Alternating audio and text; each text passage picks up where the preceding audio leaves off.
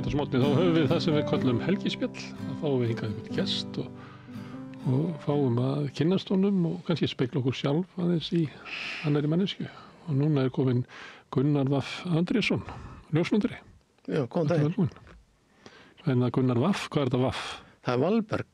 Valberg, það er ættarnafn. Afi gamli tók þetta upp.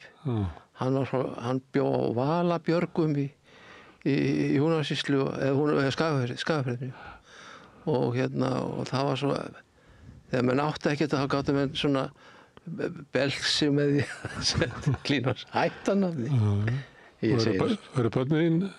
Nei, nema hvað að dóttursonur minn, hann tók upp að skrá það á nafn sitt, Valberg. Ég held að þetta til í yngri kynslóðinni, að það er að lengjast nöfnin í ungu kynslóðinni. Það taka upp svona gömul. Já. Ég tek eftir þessu. Mér finnst þetta alltaf að vera eftir ríkjast af orð, 2 og 2 í dag. Já. En svo þú líka kallað Gva. Já, það hefur nú fyllt mér svolítið. Ég hef líka kallað Gunni Ljós. Gunni Ljós? Á tímanum var ég tímamönd Gunnar. Og þar var vinnufélagi minn á tímanum líka Gunnar Salvarsson. Hann var Gunnar Sal og ég var Gunni Ljós. Okkur til aðgreiningar. Ég næ ekki að okkur er ljós. Ljósmyndari? Já, okkur er ljósmyndari. Já, kallaði þeirra bara í kaffitímana. Ég var að hugsa svona hvernig menn merkja undir. Sumir eins og bróður minn, Sme, hann er þekktur undir skammstöfuninni sinni. Já, og bara kallaði Sme. Já, mikið. Já, ég var líka að kallaði Gva. Já. Og stundum Gva. Eins og hendurnar. Já. Herðu, það er sýning hérna niðri í Ljósmyndasafni. Já. Af myndum. Já. Fréttamyndum sem þú hefur tekið. Já. Þetta er ekki allt fréttamyndir? Jú, ég var að sjá þessa sýningu fyrst í morgun og það kemur mér alveg mikið óvart hvað þetta er bara burðugt og merkilegt að allt meira að minna fréttamyndir, jú. Já, hvað þú hefur verið víða? Komið þér að óvart? Já. Eða hvað myndirna væri góðar? Mér finnst þetta bara svo stór saga, þetta myndavélahlaup mitt í 50 ár. Og ég hætti 2018 og þá hætti síminn að hringja og ég fór bara að lifa lífinu í rósemd með áhugamál og fjölskyldu. En svo allt í einu 7 árum seinna þá dettur þessu fólki, yndislega fólki þarna í safninu það til í huga að búa til sýningu um kallinn, stokkinn sem hann á þarna í safninu. Sem er svolítið stór og mikill. Og þú varst ekkert í því að velja myndir? Nei, ég bara let... En hvað þegar þú komst inn og sást hvað þau höfðu valið? Ég er bara mjög ánægð með það. Það var sýningastjórn og það voru menn diskutuðu þarna og spáðu í hvað geti hæft og náttúrulega mínar aðalmyndir eru þarna á veggjónum og svo er eitthvað annað í bland og allt er þetta einhvern veginn, allt finnst mér gleði á augað og ég held að fólk hafi gaman að koma þarna og staðsetja sig í lífinu með tilliti þess hvað það sér á veggjónum. Já, þetta er nú eiginlega, þarna er svona megin umhverfi í lífi flestra. Það er ekki margir sem að muna lengra aftur heldur en svona 60 ár. Já, ég hugsa, þegar fólk sér þarna og þá staðsetur það sig og kveikir á einhverjum hugmyndum sem það hefur frá þessum tíma og þetta er forvitinlegt. En þetta er eitthvað litið svona mynda samfélagi. Fannst þér það þegar þú komst inn svona þetta væri samfélag sem að væri horfið eða orðið öðruvísi? Já og nei. Ég held nú að af því að ég er nú eldri en 2 þá hefur samfélagið, það hefur þróast í mjög fallega og góða átt finnst mér. Og það verið meiri svona hráslagi í gamla daga. Það var náttúrulega alveg hræðilegt ástand í rauninni, bara hús og götur hér voru möl og stór port í kringum stór hús sem voru full af rusli og þetta var málbúaháttur mikill alveg fram yfir 70. Og hráslagi í mannlífinu svona?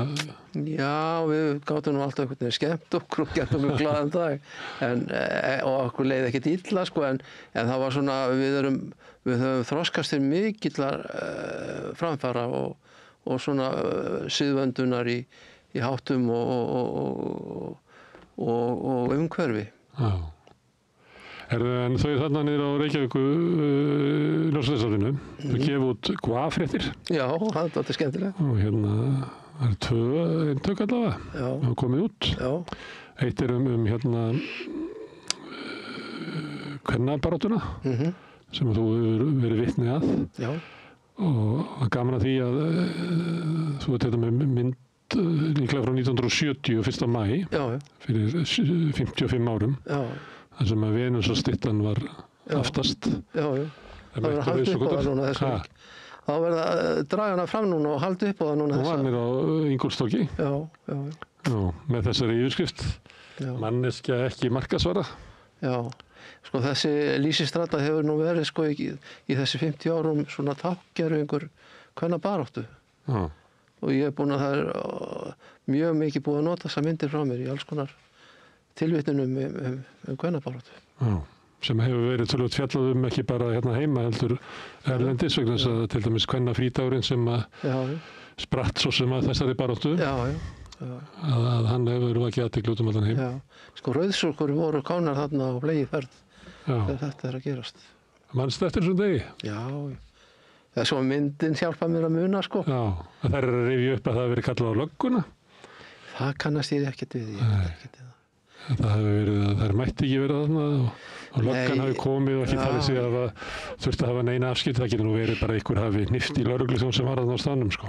Já, ég þekki ekki þessa sögu en svo heyrði ég eitthvað sagt líka að það hefði fengið pláss aftast í röðinni og svona alltaf verið einhver olnbogabörn í lífinu konan. Já.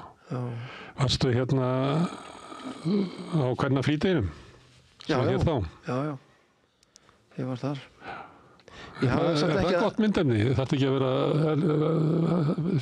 ekki að hafa dróna til að ná almennari mynd þar. Þar er eiginlega skiptið máli að ná allir mannhafinu. Jú, þú ert ekki hávaxinn, þannig að þú nærði ekki vegna hæðar minna þá hef ég það að ástríð og vana að klifra upp og eitthvað til þess að sjá yfir og þurfti nú svo sem alltaf að gera það meira minna. En þarna var jú mikil mannmergð og mikið sungið. Það var slagkraftur í samfélaginu þarna og við vorum sumir alveg grautfúlir við því að það getur tekið sér frí af þessu tilefni. Fréttir það voru svolítið þannig í blöðunum. Það var að tala við einhverja kalla í tollinum eða eitthvað þar sem voru að kvart yfir því að þeir þurftu sjálfur hella upp á kaffi. Ég svarið það voru fréttirnar. Já, það hefur alltaf verið þannig, alltaf verið að leita einhverjum leiðindum. Nei, þetta var stórskaplegur dagur. Já. Manstu svona, ég var ekki þarna. Nei. Mamma var þarna. Já. Ég var heima, það var sköp líklega. Já. En það hafði aldrei verið svona mannmergð á Íslandi. Ég veit ekki bara síðan 1944 og Þingvöllum eða eitthvað. Já, en það var sko þarna á þessu tíma, það var svona gerjun í samfélaginu. Það var svona pólitísk gerjun og það var til dæmis útfærslur og svona alls konar stuð sem svona snerti almenning mjög og það var mjög oft sem voru haldnir sko stórir fundir vegna útfærslu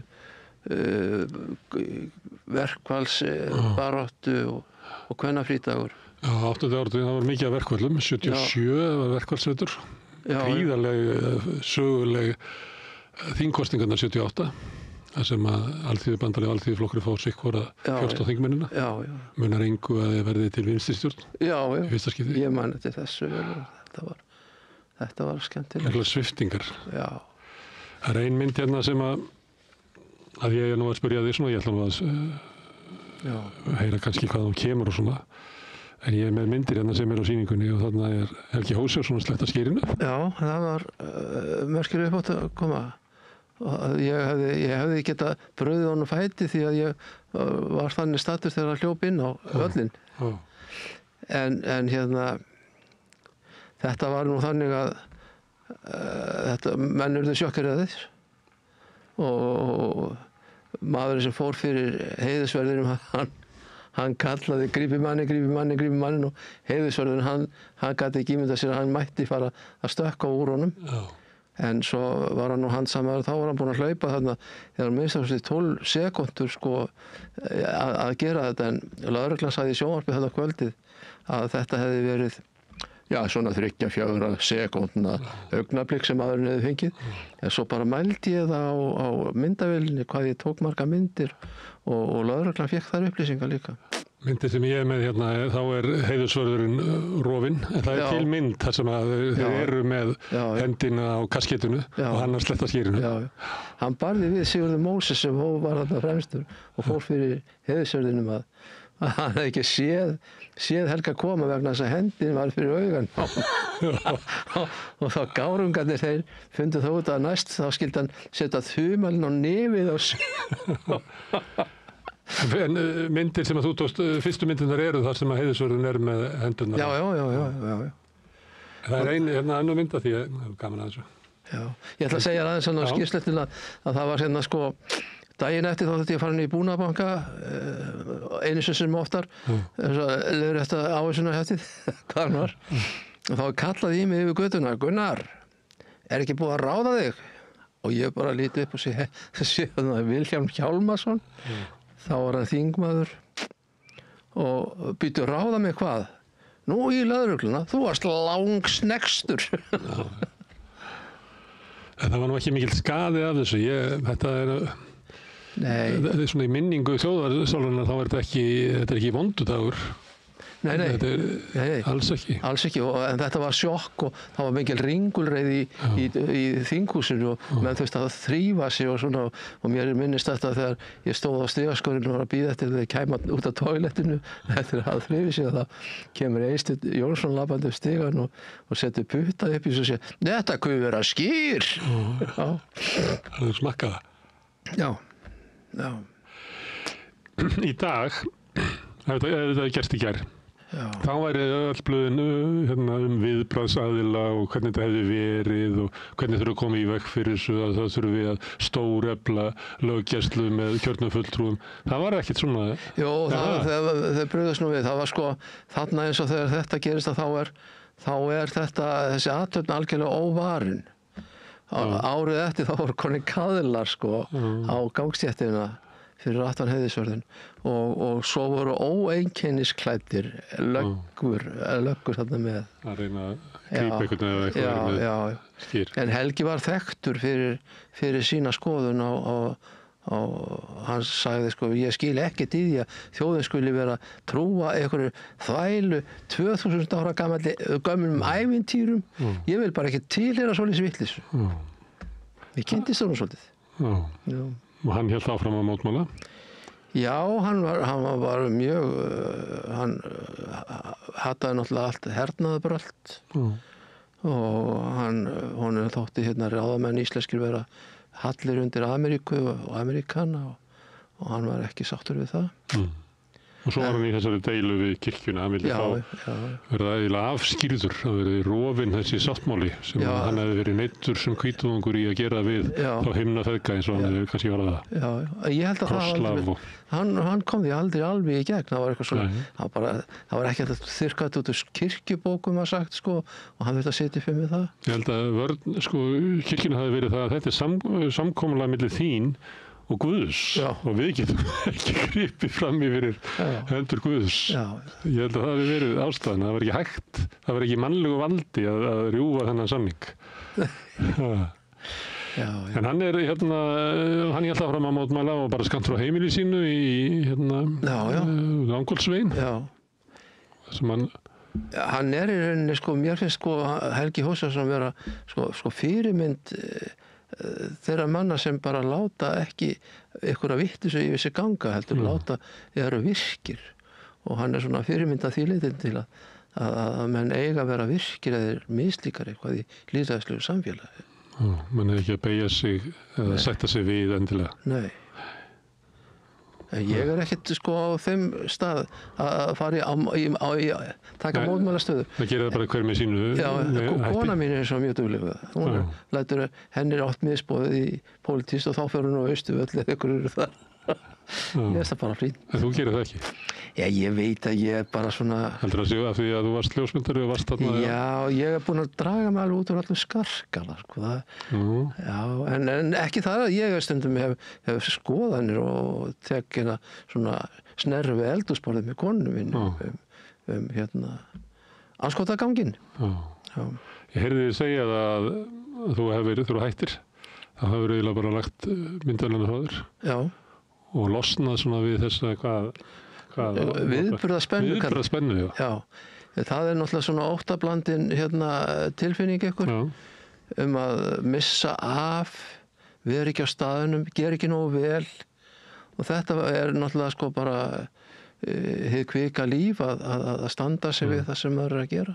Þegar ég heyrði segja þetta þá hljómaði eins og það að vera lausu þetta væri alveg frábært. Já, það það. Já, það það. Ég búin að standa vaktin í 50 ára, rúmlega það.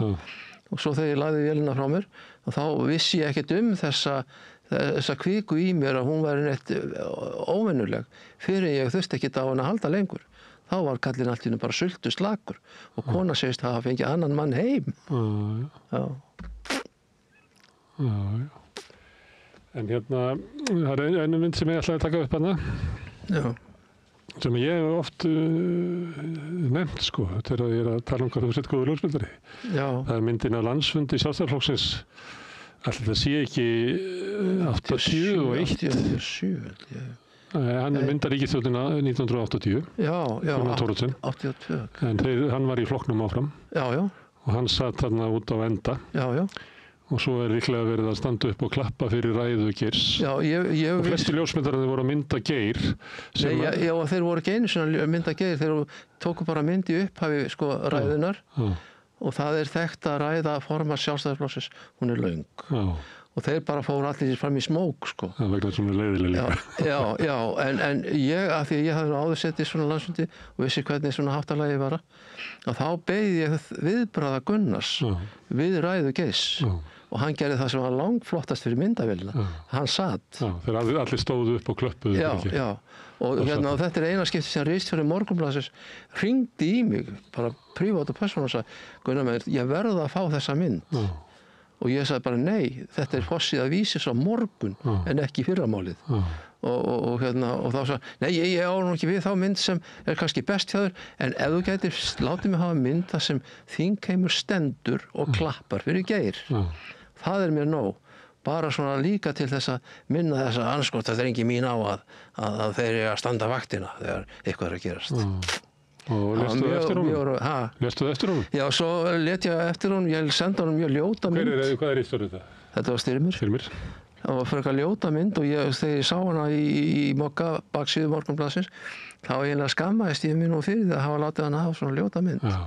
En hann var alveg sáttur við og þakkaði mér bara fyrir þetta. Já. En þeir voru held ég 5 ljósmyndar af Morgunblaðsins sem mættu á næsta landsfund Sjálfstæðisflokksins. Þeir standa upp með honum, sem að sitja nálægt honum, sem voru ráðherra með honum í ríkisstjórninni. Friðjón og... Já, þetta náttúrulega bara, þetta náttúrulega gamal gróið háttalag á þessum fundum, að mæra fóringjan. Vala ætlaði að standa upp líka, en hann lagði svona hendina og hann vissi af mér, sko. Ég var alveg það, hann fylgdist með því. Ég var svona í útgangshotni þarna. En hann unnu saman góður blaðamaður og góður stjórnmálamaður að búa til þessa mynd. Já, sko, þetta moment sko, ef hann hefði staðið upp, þá var það líka mynd. Að hann skildi sko þrátt fyrir allt klappa fyrir Geir. En mér var eiginlega nákvæmlega sama hvort væri sko, en ég gerði ráð fyrir því að myndi sína með einhverjum hætti mótmæli og hann gerði það svo sannarlega með því að sitja. Og ég bara var búinn að hugsa þetta alveg fyrirfram að þetta væri myndinn. Þarna kemur á svona sem blaðamaður. Þú veist, þú ert að reyna að finna fréttina. Já, ég hef oft gert það. Og mikið. Já, mikið. Já. En ekki getur maður verið það alltaf því að sko alveg eins og við sem vorum í textan og skrifa eitthvað svona afgreiðslu, maður reyndi náttúrulega að koma sér þannig fyrir að maður væri að gera eitthvað sem væri áhugavert til þess að losna við að vera í einhverju afgreiðslum og maður gat svo sem geta einhver leyti. En maður þurfti samt að afgreiða eitthvað sem maður getur ekki sett eitthvað í allt sko. Mikið af erindunum ykkar voru náttúrulega bara eitthvað svona afgreiðsla eins og þú ert að lýsa að hinir ljósmyndarnir hafa komið á landsfund Sjálfstæðisflokksins að taka þessa mynd af upphafsræðu formannsins taka hana, hafa fánan á bakvið og eitthvað fálkan og fara svo fram í smók. Þá er bara að afgreiða þetta í vinnunni. En munur á því að vera á vaktinni að reyna að lesa viðburðin. Já. Svo ég fekk hérna fréttastjóra Morgunblaðsins Björn Jóhannsson í fangið á mér þegar athöfnin var búin. Og hann sagði bara, hvernig anskotanum datt þér í hug að vera þarna? Alveg hvæsti á mig eins og ég hefði unnið einhver spjöll. En eftir á er alveg augljóst að þú varst eini maður sem var rétt staðsettur. Já, ég skúpaði það alla. En varstu alltaf svona á vaktinni? Varstu alltaf að leita að... Já, alltaf. Það var náttúrulega alltaf, dagskipinu var sko, ég bar nú ábyrgð á ljósmyndadeildinni á DV. Og hún var alltaf þessi sko, það vantar baksíðu og forsíðu og blaðsíðu 2. Gjör svo vel. Og hvað gerði maður? Maður fór á flug og reyna átt að sjá því hvað væri myndrænt í þeim fréttum sem væri til á deginu sko. Svo fór maður líka í myrkrakampinu, þá hlustaði maður alltaf útvarp alla morgna og þá oftar en ekki fekk maður alltaf einhverja hugmyndir þar. Það sem var sagt frá ykkur sem var að gerast út í bæ og ætti að gerast og svona og þá, þú veist. Sumar af þessum myndu sem voru á forsíðunni kannski að góður í stegi, sem nú vorið að koma, að þá fer fólk í ljósmyndararnir, fara í sundlaugarnar, þeir eru Austurvöll, mynda ykkur að borða ís, þannig að það voru líka svona feature myndir, svona mannlífsmyndir sem var bjargað þegar það var ekkert í fréttum. Við erum alltaf í þannig samfélag stundum sára lítið í fréttum. Þetta var líka þá meina ég sem eru sko viðburðir, sem eru myndir. Já, ég skil þig. Það er auðveldara fyrir okkur í textanum að búa til fréttir, en það er ekki alltaf myndrænt sko. Nei. Jú, við þurftum náttúrulega oft var þá höfuðverkur að finna eitthvað sem gæti hæft hérna deginum og oftar en ekki voru það veðrabrigði. Og hérna þau gátu oft verið helvítis núin. Vont veður var einhver maður í höfum og einu sinni náði ég lítið góðri mynd af veðrabrigðum. Það er Aldan við Norðurgarðinn og harpan í bakgrunn. Þetta er nú þekkt mynd og fékk verðlaun fyrir uppátæki sem ég gerði þar. En sko alltaf var þetta bara mjög býsna gaman. Og þó ég hefði verið yfir spenntur að löngu til þess að ná myndinni sem dugði okkur, að þá í enda dags var ég nú sáttur oft. Skemmtilegt starf. Já. Skemmtilegir vinnustæðir. Já, og þarna DV-tími, sko, þetta er náttúrulega eiginlega bara gullaldar ár, sko, blaðamennskunnar í Íslandi. Mér finnst þann tími sem ég var á DV, rétt fyrir 1990. Já. þá verður mér oft hugsað að þetta sé að hafa verið með bara allra bestu ritstjórnum sem að ég hef. Já. En sem að bara, maður getur bent á, sko. Ég veit að mokkamenninir haldi alltaf að þetta var rosalega vel mönnuð ritstjórn og öflug. Dýnamísk. Og mér finnst þetta að vera svona Jónas, það fekk einhvern Amerikana til að hanna blaðið. Já. Og þá var það að stækka og hann var að bjóða til svona innblað og var mjög svona ákafur í svona blaðasköpun sem mér fannst hann kannski ekki vera mikið eftir þennan tíma. Já. Þannig hann var líka mjög upp á sitt allra besta sem ritstjóri. Já. Og sko þó að maður, það var svona óttablandin virðing sem menn báru fyrir honum því hann gat verið helvítis meinhorn. Já. En sko sem fagmaður þá var hann alveg ótrúlegur sko fóringi í að koma að halda mönnum að verki. Já. Það voru svolítið hræddir við hann. Já, sumir. Það gat verið erfiður á fundum. Það jaðra við einelti stundum. Já, alveg, það var það stundum. Það þoldi illa þegar menn voru svona svolítið drýlnir. Ég man að einn sem var með viðskiptafréttirnar. Já. Og hann sagði alltaf, já, ég er að hugsa um að gera þetta og ég er að hugsa um að gera þetta og maður sá það alltaf að Jónasi fannst þetta erfitt. Já. Það vildi að segja við værum eða var einhvern veginn. Það fór fóturinn á... Já, fór hann á stað og ekki tekið vel undir allt sem viðkomandi sagði. Já. Ég benti honum á þetta, en hann gat ekki vannið sig að þessu. Nei, þetta er eftirminnilegu maður. En sko, við Jónas vorum með hesta og vorum í húsum hlið við hlið og við riðum oft saman út. Það var allt annar Jónas. Þá var bara gaman og glettni í kalli. Já. Hann reyndist mjög vel, sko. Já, ég kvart ekki heldur, sko, en hann var stundum, ég fekk í fangið að, það var þannig að ég fór einu sinni á Expressin í Svíþjóð og bara til þess að sjá hvernig svona ljósmyndararnir hefðu þar, á sérstakt tilefni sem ég fór þarna í. Þá komst ég á því að að sko vinnubrögðin voru orðin allt önnur heldur en ég þekkti, til dæmis að þeir voru með svona skanna fyrir myndirna sína sem skönnuðu bara inn á tölvukerfið. Já. Og við áttum ekkert svoleiðis og þegar ég kom hérna heim var uppfullur af hugmyndum að þetta þyrstum við að gera og svona, og það var bara farið út í búdaginn eftir og bara skannin keyptur. En þetta var miklu, sko, á Expressin þá voru sko ljósmyndararnir ekki með þetta áhaldi heldur skönnuðu, sko, voru prentararnir sem sáu að skanna þegar búið var að afhenda það sem átt að skanna. En ég fékk þetta bara í fangið. Já. Og þetta var nokkra vikna vesen að láta þetta fungera. Og alltaf var Jónas. Hvað nákvæmlega gerir þessi greiða? Hún skannaði inn filmu. Já. Og þannig að þú búin að framkvæmda hún gerði hana stafræna af filmunni og þessi stafræni hluti þessara filmu fór svo inn á tölvukerfi. Og þú gast farið út á vettvang, það voru til græjur þar sem þú gast framkalla filmuna í svona dunkum, eða ekki? Jú. Þannig að fræðilega þá hefur þú getað farið bara upp á hálendi, tekið myndir, framkallaði þar í bílnum þínum og eða verið símasamband sent í bæinn. Já, það var líka tækni sem var til. Hún var að vísu eldri. En þetta þetta er græja sem bara vinnur með tölvunni. Já. Og okkur gekk illa að koma að þessu litgreiningu og allir þessu. Við fengum með vondar upplýsingar og mér var alltaf kennt þetta. Og Jónas var alltaf alveg hundfull út í gangmál og ég fekk þetta skammildar í margar vikur.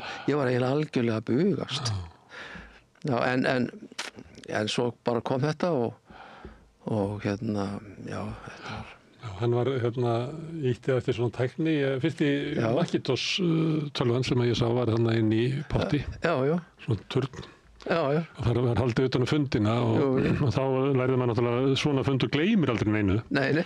Þannig að eins og ég var að tala að það var ekkert gaman að vera með eitthvað svona verkefni sem manni fannst ekkert áhugavert og var bara stundum bara gömul dellu hugmynd, eitthvað sem hafði hringt inn en ég sá svolítið við Jónas að ég legdi mér þarna inn og eyddi þessu bara. Það er bara hvarf. Og þá var þetta yfirleitt svona mál sem ekki gat munað eftir nema að það var inn í tölvunni. En þá sá ég að það var Excel inn í tölvunni. Já. Þá fór ég að vinna svolítið með Excel og nota hans í blaðamennsku sem hafði ekki verið. Já, þú varst svolítið frumkvöðull í reikni. Opnaði bara alveg nýjan heim, Já. Það var að Jónas hafði keypt þetta dót, Hann elskaði þetta alveg. Já. Og þú varst alveg í uppáhaldi. Ég gæti skaffa hann svo mikið til þess að skrifa leiðaræðum. Já. Það var alveg... Já. Nei, ég lærði mikið í blaðamennsku af Jónas, ég hafði einn af bestu blaðamennum sem ég hefur ekki stáð. Já, hann hafði alveg meitlaðar hugmyndir og hann sagði, ég á enga vini. Það bara sagði það bara svona. Það bara að hafa hlutina. Já. Og stífur á prinsipum. Einhvern tímann var einhver flugelda innflytjandi, kom inn upp á ritstjórn og setti svona pakka einhverjum flugeldum inn til Jónasar og fleiri. Og svo kom Jónas úr mat og ég var eitthvað að vinna frammi og frá dyrunum inn til hans. Það var svona langur gangur alveg út í enda. Kom fljúandi út pakkin af flugeldunum. Hann hafði ekki látað að múta sér. Nei. Með einhverjum helvítir flugeldum. Já. En svo var þessi ástríða sem var svo merkilegur og skemmtilegur, hann fyrir hestamennsku þá bara mánuði seinna bara komið stór bók. Þetta var alveg eftirtektarverður maður. Má ég alltaf er í meina mynd og það er Steingrímur Hermannsson að skafa á bílnum sínum. Já. Sem er náttúrulega svona veðrabrigðismynd. Já. Þannig er hann líklega forsætisráðherra. Já. Og með litla grettin mjög. Alveg rosalega grettin. Alveg rosalega grettin. En ykkar samband var náttúrulega svolítið sérstakt. Maður gæti held því fram að einu svona opinbera ímynd Steingríms Hermannssonar sem hann náttúrulega lagði mikið til með því að vera svona sérstakur karakter. Já. En svo hvernig hún birtist að ég held að Gunnar F. Andrésson og ég bara stóra hluta í því. Já, Þú eiginlega breytir honum í svona teiknimynda fígúru, sko. Ég var mjög reglulega á ég hitt hann einu sinni á hækjunum. Já, ég ætla að segja svolítið sögu. Ég hitt hann í Öndverðarnes á golfvelli. Það sat hann við annan mann í bíl og hann vinkaði svona, sæll Gunnar minn, sæll. Svo geng ég til hans og við skröfum eitthvað, svo segir hann manni sem situr við hliðina, þetta nú Gunnar Andrésson, það hefur enginn maður tekið jafn mikið að skrýtnum myndum og hann af mér, en það allar í ævisögunni. Og svo þetta var nú svona sérstakt atvik, það var hérna verið númönnum í Þýju Nasir, embættismönnum og ráðamönnum að nota flugmálastjórnar í einkaerindi. Og þeir fóru til Noregs og fund framsóknarmenn, sko. Og mér var uppálagt að vera, sko, myndaði þeir kæmu út af flugvélinni og þær komu til landsins rétt undir morgun og flugvélina bara flói beint inn í skýli og ég labbaði á eftir og svo opnaðist hurðin og þá kemur hausinn á Páli Pétursson út úr hérna flugvélahurðin og horfir á mig þegjandi og svo fyrir hausinn inn í flugvélattur og hann segir Gunnar Andrésson innan fyrir utan. Það datt mér nú í huga að það væri kannski einhver tollur eitthvað svolítið sem vildi ekki láta sjást, sko, og mynd og það var svona, þetta voru svona varnaðar orð sem Páll. Svo hérna komu þeir bara þegjandi út í flugvélinu og fóru hver í sinni áttina. En þegar ég kom út á flugvél þá sá ég bíl Steingríms á flugvélinu og ég hugsaði, sko, ok, ég myndaði á það að það kom út á flugvélinu, en þetta er mynd þegar hann brýst inn í bílinn, hann var svo klakabrynjaði bílinn. Ok, það stóð heima og hann byrjaði að skafa og ég var búinn að taka 2 myndir og hreytir kallinn í mig, djöfull er ég orðinn leiður á þér.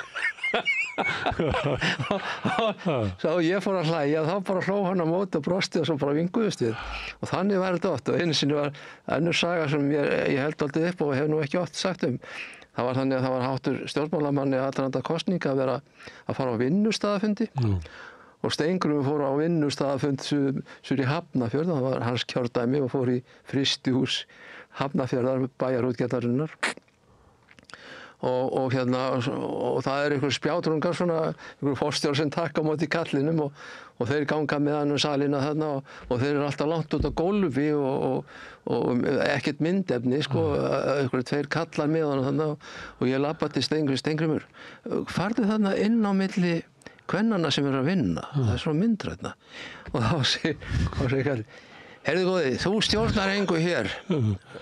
Allt í lagi, segi ég, þá er ég bara farin, ég hef ekkert að gera hérna. Hvað sagðirðu? Og hann fór náttúrulega að gera þetta. En hann eins og þú varst að lýsa með Gunnar Thor, hann vissi af þér og hann vissi mikilvægi svona mynda. Já. Og Steingrímur var náttúrulega líka, hann var svolítið sérstök. Áttu þú myndina af honum þar sem hann er á Sundskýlunni að tala? Já, ég held að Er það ekki í kringum leiðtogafundina? Jú. Það sem hann er að tala við bandaríska sjónvarpsmenn og hann er allir fullklæddir nema hann er bara á Sundskýlunni. Já. Sko, þetta var svo styrkur Steingríms, held ég. Það var engin tepruskapur í kallinu og hann bara kom til dyrun eins og hann var klæddur.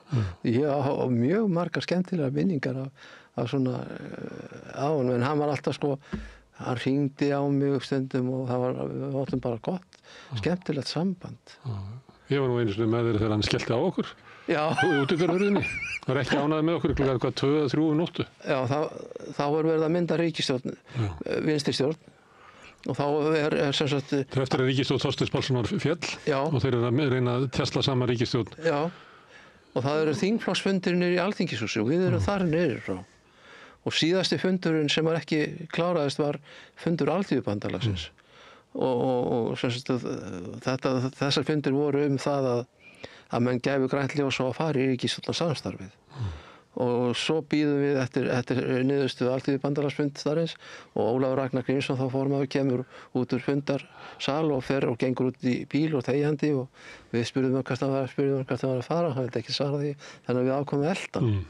Og við vissum það náttúrulega alveg að hann var að fara til Steingríms og hann fer þangað og labbar þar inn í stéttin og ég á eftir og og svo hringir hann bjöllinu og hurðin opnast og Steingrímur stendur og slopp og Ólafur segir, ég get ekki ráðið því að þessi maður hundelti mig hérna og reif Ólafur í öxlinu og Steingrímur öxlinu og Ólafur dró hann inn og skellti alveg rosalega.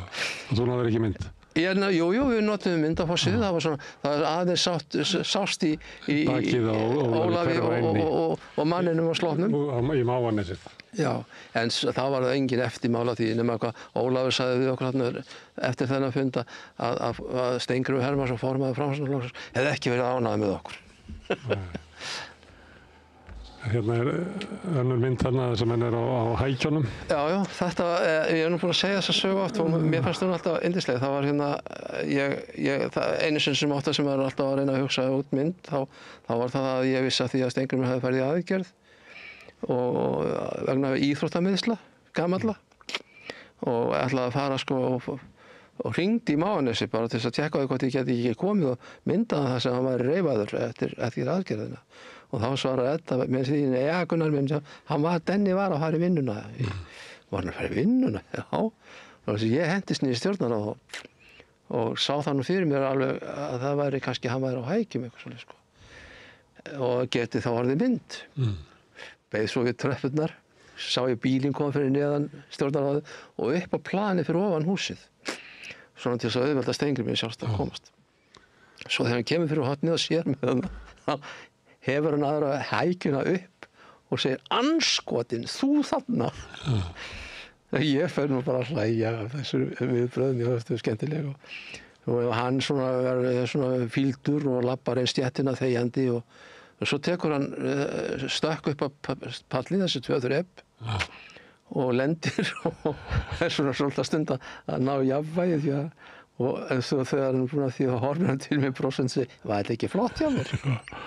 Það sem sagt, á myndinni allt á lofti, heilifóturinn og svo náttúrulega sá sem vafinn og allar hækjurnar, eða báðar hækjurnar. Já. Þannig að hann hefur tekið svona flug fyrir þig. Já. En Gunnar Smári, þessar myndir sem þú átt að skoða þetta, Gunnar Thoroddsen og þetta, það voru ekki aðrir ljósmyndar að ná svona myndum. Af hverju? Því ég held að það sé vegna þess að ég náði bara góðu sambandi við þetta fólk. Ég var alltaf niður í þingi. Það var nú á þeim tíma þegar hver fjölmiðill átti sinn fulltrúa á þingi og við vorum dálítið duglegir að vera í þinginu og við áttum mikinn kunningjahóp. Þetta voru nú svona Facebook þess tíma. Þingmenn voru fulltrúars byggðarlaga sinna og voru að mata okkur á tíðindum og þannig að það myndaðist mjög sterkt samband á milli blaðamannastéttarinnar og þingheims sem algjörlega horfin í dag. Heldurðu það? Já, það ein manneskja frá fjölmiðli það niður frá. Og þú heyrir alltaf nokkur nöfn nema þingformans nöfn og ráðherranöfn frá þingi í dag. Veist ekki, þekkir þetta alltaf nokkuð? Nei. Sigurjón bróður minn, hann var blaðamannur á þingi og hann hefur stundu sagt frá því að svona upplifið það einhvern veginn að fólk átti sig ekki á þessu, að það séu fleiri á þinginu heldur en bara henni lögformlegu talsmenn, Það oft auðveldur að fá fréttina frá almennu þingmönnum sem að sita náttúrulega alla fundi og vita, en það svona eins og að þeir séu eiginlega óekta einhvern veginn. Það þarf alltaf að koma mér finnst það reyndar í fjölmiðlum almennt, það alltaf verið að það vitnið eiginlega horfið úr atburðafréttum og það alltaf verið að bíða eftir að almannavarnir eða löggan gefið út yfirlýsingu hvað gerðist og það sé sannleikurinn. Horfin þessi ákefð að reyna bara að safna saman upplýsingum hvað raunverulega gerðist. Ég ætla að nefna það eitt að við vísismenn komum stundum saman gamlir þegar Jón Björgvinsson sem gamall vísismaður sem fréttarittari heimsins kemur til Íslands og þá gerum við okkur svona glaðan dagborðum saman og skröfum og Jón fór núna síðast fór hann að spekla hún þætti svo íslenska fréttir af alls konar svona hlutum slysum og þess aftar þau væri svo leiðinlegar og það eru svo óupplýsandi og bílslys eða bara stórslys, það bara blikkandi ljós úr fæl í sem myndefni. Hvað að gera sann? Og ég segi svona, já, þetta nú bara þannig að sko að embættismenn og lögreglan eiginlega sest í ritstjórastólinn, sko. Og hann sagði, ég bara skil ekkert í þessu. Og svo held ég líka að blaðamenn dagsins í dag, þeir séu bara ekki þessir naglar sem við vorum í gamla daga. Og þá sagði já, sko, ef blaðamaðurinn fær ekki fréttirnar frá þessum embættismönnum, þá verður hann að gjöra svo að fara út á akurinn og finna þeir. Og finna fólki sem getur sagt þér hvað hafi gerst. Því að það er líka leiðin til þess að fá fréttirnar frá löggunni að gera þetta því að það annars þá veit löggan að hún verður að segja þér eitthvað ef hún kemst upp með að segja ekki neitt og þú gerir ekkert í því að þá er löggan komið með algjört bara alræði yfir því hvað í fréttum sko. Já, og það þannig núna þetta og Jón veit nú alveg hvað hann syngur sko og nú víða á vettvangi víða á svo sést á ríkisstjórn hann var að vinna fyrir einhverja stöð í Sviss eða ekki já, hann býr í Genfarvatnið svo reddar hann RÚV svona í leiðinni já, hann sko verktaki alltaf já, en hann aldrei á vettvangi vegna þess að RÚV senda hann nei hann bara hann að vinna fyrir einhverja líður góðsaði hann hefur gaman af því að senda fréttir heim já, en hann alltaf á vettvangi sko en hann hann vel látinn, hann sko við frægur rauninni sko og orðið stóra efnaður á þessu verkefni já. Þetta hefur breyst og það talaði slysafréttir myndir það voru náttúrulega stór hluti það voru mjög algengar bílslysafréttir myndir já, það var bara maður í því það voru maður í því, Sveinn Þormónsson og Bjarnleifur tók líka svolítið mikið af þeim slíkum myndum, ekki? Jú. Við vorum alltaf allir í þessu sko, en við vorum bara með þetta hugafar þá, sem ekki núna. Lesandinn hefur kröfu til þess að átta sjá því hvað að gerast. Og við þurfum að flytja sem vandaðastar og upplýsandi fréttir af atburðum. En það búið að taka þetta alveg út. Það búið að klippa á allt sem heitir slysavettvangur á Íslandi.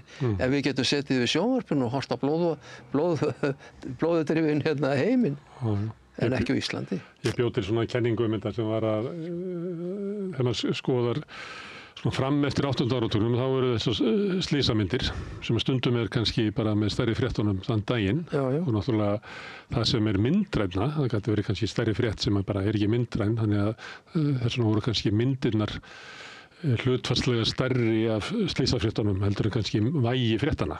En síðan gerði þetta svona óvinsælt og þá var farið að skyggja bílnúmerinn.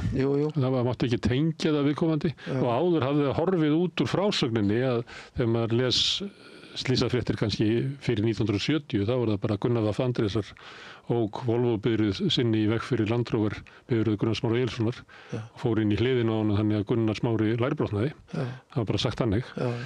Þetta var horfið, svo fóru bílnúmerinn og svo mátti þetta eiginlega ekki verða neitt nátt rekjanlegt og hvarf.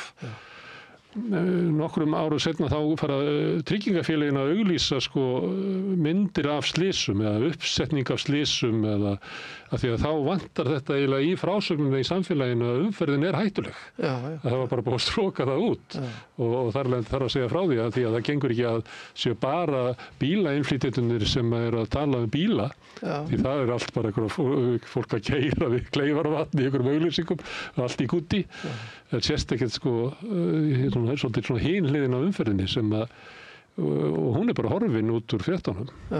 Það eiginlega jáfnvel alvarlegustu slys að þú sérð ekki myndir af þeim. Þetta var nú svo umboðinu svo þungt að sjá til dæmis Volkswagen í Klestana. Það var nú bara vinslit umboðsins sem átti blaði útgefendum. Það var svo mikið af Volkswagenum. Það hætti að auglýsa af því að þið voru að birta myndir af Klestum Volkswagen. Þannig að þetta er alls konar svona þættir haft áhrif á það hvernig blaðamenn nálgast fréttirnar. Máttur auglýsinga mikill. Það að því við nefnum nú Jónas Kristjánsson áðan. þá var hann algjörlega skít saman það hvort að auglýsandinn hefði fengið eitthvað bátt fyrir ykkur fréttir eða ekki. Hann var bara heiðarlegur gagnvart lesandanum að segja fréttir. Og það líka, að ég var að DVF, svo var ég líka í svona pressunni og svona jaðarmiðlum og maður bjó eiginlega til svona lögmál. Það eru alltaf svona 3, kannski 5% auglýsenda í fílu við okkur hverjum tíma. Og það bara hluti af því. Og það alveg hægt að lifa á 95% sem eftir. Þannig fannst manni þetta að vera svona á síðustu öld. En svo kom ég aðeins inn í blaðamennsku aftur eftir hrun og þá fannst mér vald auglýsendanna orðið miklu meira. Og svona hugmyndum þeirra hvað þeir gætu gert, dregið auglýsingar tilbaka og hvernig gætu stjórnað, orðið miklu meira. Ég held að þetta sé verra í dag heldur en var á tímum Jónasar. Já, það einhvern veginn peningavaldið þess orðið dálítið yfirgengilegt. Herðu, þú byrjar í blaðamennsku að mynda 1966. Já. Sem rosalega langt síðan. Hvað veistu gamall þá? 16 ára. 16 ára? Já. Ég var... Og hvernig vildi þetta til? Það var nú þannig að ég vann hjá sambandinu í mjölblöndun. Ég nýkon úr sveitinni, ég var 9 sumur á sama bæ og 1 vetur austur í Vopnafirði og yndislegu fólki. Og þetta var svo anstíkileg vinna, ég var eiginlega bara veikur af því að vera þarna. Fór að líta á tíma sem var keyptur heima og fann þá þar auglýsingu sem auglýst var eftir manni í myndamótagerð. Ég vissi ekki hvað þetta var. Ég hringdi og þá sagði, já, heyrðu, komdu bara hérna og fyndi mig. Ég var satt í símann hérna. Og þetta var Guðjón Einarsson sem sá þá þessa deild blaðsins. Ég var með honum, ég byrjaði á NT og tímanum, ég man eftir honum. Já. Og ég bara ráðinn daginn eftir, svo talaði hann við mig og sagði, heyrðu þú að talaði framkvæmdastjórann Kristján Björnsson og hann kannski gengur frá þessu ef hann verður ráðinn. Og ég fyrir til hans og svo já, við borgum nú ekki mikið og segir mér það hvað ég fæ í mánaðarlaun. Ég held að það verið 7.500 krónur á mánuði, ég var með 12.500 kall hjá sambandinu. Og svo segir hann, já, ég vil nú að tvöta, hvað gerurðu? Ég vinn hjá sambandinu. Einn af oss. Já, einn af oss, Þá var ég bara ráðan leið, en ég kunni náttúrulega ekki til þess að verka og Guðjón sagði, það er allt í lagi, við kennum þér bara, Og svo var ég náttúrulega í nokkra vikur þarna eftir ég byrjaði eins og fíbl. En fljótlega kaup ég myndavél af Bjarleifsinum og fer að mynda.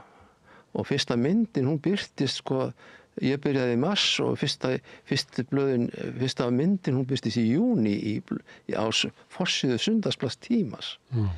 Og þá var nú eiginlega teningunum kastað. Svo haustið þá fór ég að mynda sportið.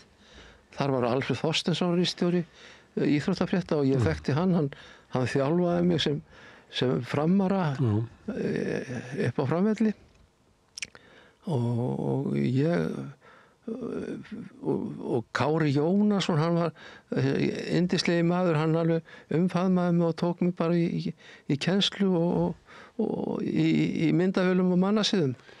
Þannig, hvað að vera að vinna við að búa til myndmót? Já, það var þess tíma aðferð við að gera myndina brenthæfa. Það var búin til rasti í myndina. Myndin var og þetta rastafyrirbæri fór svo á síðuna sem var stift og misdjúpur. Stift í blý svona? Já, stift í blý, já. Það er nú alltaf hægt að lýsa þessu, þetta svo fornt. En þetta var eins og alveg örmulegt útlit blaðana þarna á þessum tíma. Þetta grófa myndirnar. Já, bæði var þetta gróft og svo var þetta allt í blý og þetta var alltaf læsilegt og myndirnar var alltaf læsilegar og oftar en ekki stóð undir þeim með myndin brendast vel, má sjá og þetta náttúrulega, þarna náði maður í skottið á því sem þau hefur gert á Hólum 1600 liggur við En svo kemur offsetið og þá verður sko veisla fyrir okkur. En þú verður myndavél en ert ekki raunverulega ráðin sem mynda þetta lausamennsku vinna í sportinu og svona sem að dagvinnu ljósmyndarinn Guðjón verður líklega verið að ljósmyndarinn þarna. Já.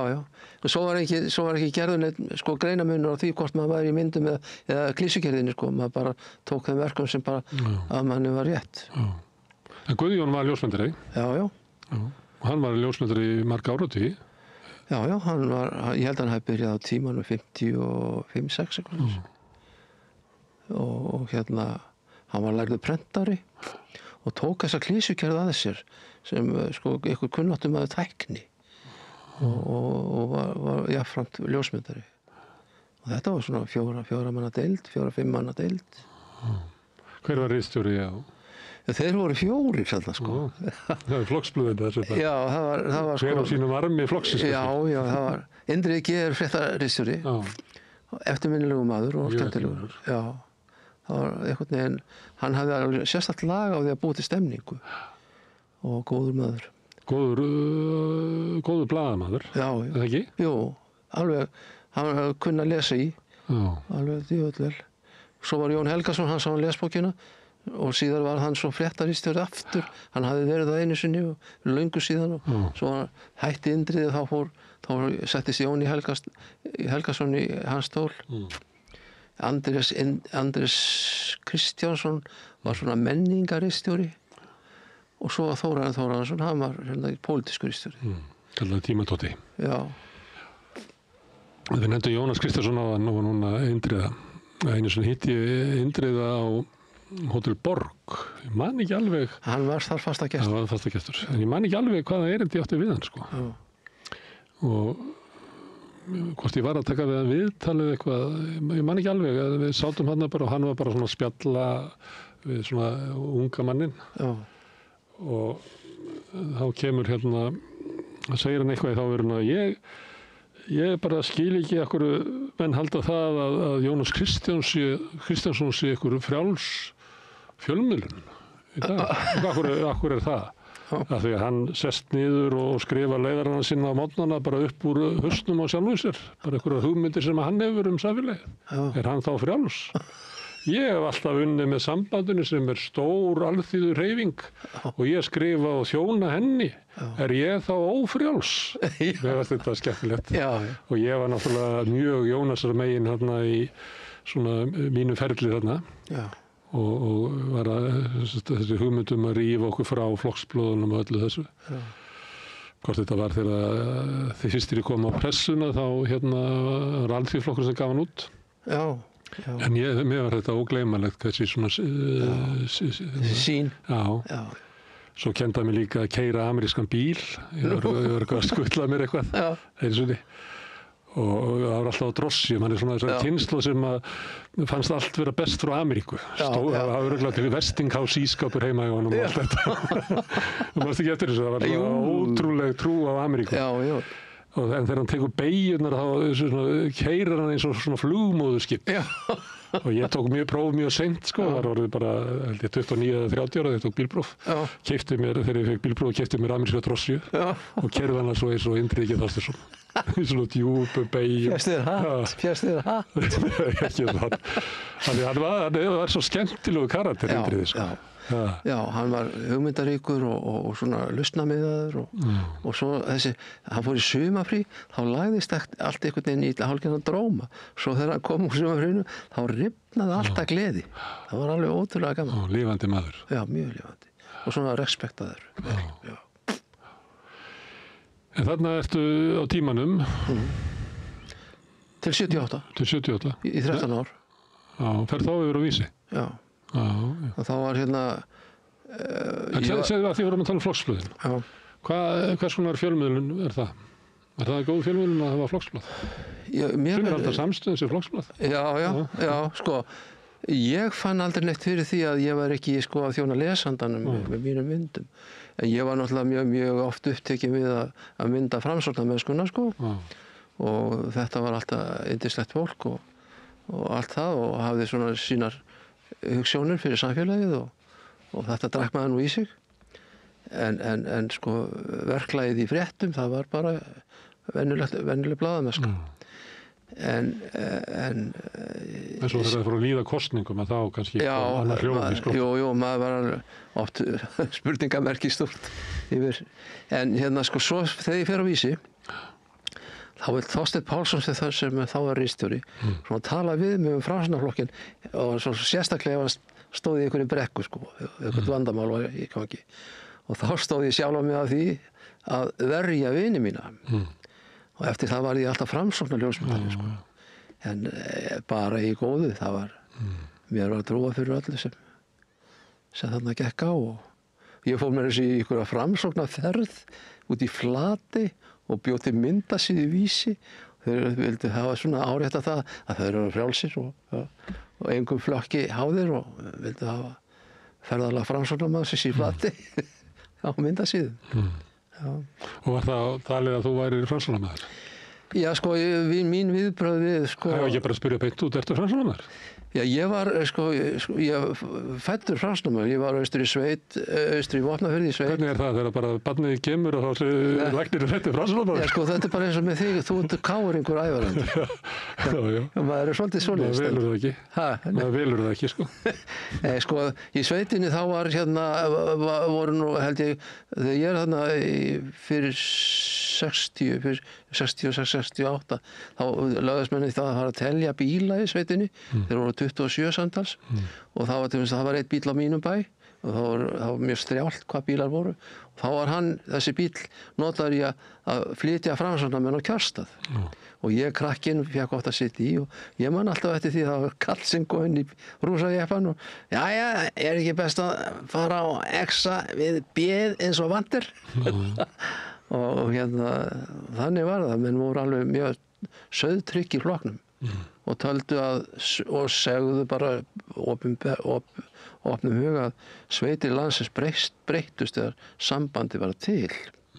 Og sambandi var Framsóknarflokkurinn og öfugt. Mér finnst þetta stundum tryggð sveitana við Framsóknarflokkinn og Sjálfstæðisflokkinn. Það er yfirleitt þú ferð kannski út í þessar sveitir að þá bara skiptist þetta á milli þessara tveggja. Mér finnst það stundum skrítið, sko. Því að sömu leyti finnst manni þessar sveitir ekki hafa, sko, notið þessar tryggð sem hafa verið við þessar flokka. Eins og Vopnafjörður til dæmis. Vopnafjörður er náttúrulega gengið gegnum mikla erfiðleikar. Þú veist, þegar maður kemur þarna núna þá sér maður alltaf þessar stóru sveit og þarna fyrir utan eru miðin og höfn og þarna ætti að vera. Þetta er bara kótinn, það er Brim sem kemur með, Guðmundur í Brim kemur með kótan og umgar sér og fólki lætur eins og Brim hafi komið og fært þeim fiskinn, sko. Þannig að sömuleyti hafa margar af þessum byggðum eins og Húsavík sem er nú mikið Framsóknarbæli. Ég meina allar ákvarðanir við framtíð Húsavíkur og tekna eitthvað starf allt annars þar, ég fyrir í Þýskalandi eða... Það er eiginlega... En ég ætla ekki að reyna að snúa að Framsóknarskrúi. En svo gerist það á seinni tímum að sko alltaf var þarna, þegar ég er þarna strákur, þá þeir alltaf svolítið, þeir eru hernámsafstæðingar og þeir eru svona róttækir í hugsun og þeir vilja sko hag sveitarinnar sem mestan. En í dag að þá snýst þetta allt einhverja peninga sem einhverja nokkrir kallar eiga. Og eins og sem við erum að horfa á í dag, fólk að bæja þessa þvælu með því að tala fyrir því að þeir geti verið moldríkir áfram á þeirra kostnað. Mér finnst það hlýtur að vera áfall fyrir Framsóknarmenn að sjá Sigurð Inga í Kastlustættinum að verja stórútgerðina á mótinni Önnu Katrínu. Mér fannst það eitthvað svona að byrja, hvernig gat Framsóknarflokkur lent þarna? Þú veist, þetta er einhver samhengi við, sko, eins og þú þetta segja, hvernig kaupfélögin eru stofnuð og tengslið samvinnuhreyfingun og fleira. Þetta er bara, það er eitthvað samhengi sem er opnað þarna. En þú segist að það hafa verið í 9 sumur í sveit í Vopnafirði á góðu fólki. Sem ég var að segja, Vopnafjörður er það bjuggu þarna náttúrulega, sko, þetta var ótrúlega margir sem bjuggu þarna kannski fyrir vesturferðirnar og svona. Þetta liggur einhvern veginn, þetta ætti að vera blómleg byggð. Já, það er sko... Og var. Já, var. Sko, talandi hérna fjölda fólks og vesturferðir. Vesturferðir á norðausturhorninu var vegna þess að mestur mannfjöldin á Íslandi var á austur- og norðausturhorninu. Það þykir mönnum alveg mjög sérkennt. Já, ég sá okkur tölur hvað var sko stórt hlutfall fólks frá Vopnafirði sem að fór. Það var ótrúlegt. Það var sennilega líka sko hafnaraðstæðan var ekki burðug. Hún var góð þarna. Hólmarnir skildu. Já. En þetta lá vel við, þú sér þetta kannski inn í Norðfirði líka á Neskaupstað, það sem er með svona sveit sem að getur brauðfært þorpið af landbúnaðarvörum og þú ert með miðin fyrir utan, en svo kannski með þegar vegasamgöngur og fleira breytist og svona, þá hefur þetta ekki sama gildi og áður sko, og svo náttúrulega breytist landbúnaðurinn. En hvernig var Vopnafjörður? Vopnafjörður náttúrulega, fyrir mér er Vopnafjörður alveg stórkostleg sveit og falleg. Segðu heim? Segðu heim þegar þú kemur til Vopnafjörður? Nei, ég var nú aldrei svoleiðis sko, ég átti mitt heimili hérna í Reykjavík. En ég eiginlega sko, það var nú þannig að móðir mín átti mig mjög ung og móðir hennar, amma, hún... Hvað er mjög ung? Hún var 17 ára held ég sko. Sem var kannski ekkert voðalega ungt þá. Jú, þetta er náttúrulega 17-18 ára. Það er sagt að barna verði barna verði gifturík. Já, konan er frjósamust og best undir það búin að eiga börn á þessu ná. Já, en sem sagt, amma hún átti 9 börn. Hún missir manninn sinn 33, þá gengur hún með 8. barnið sitt.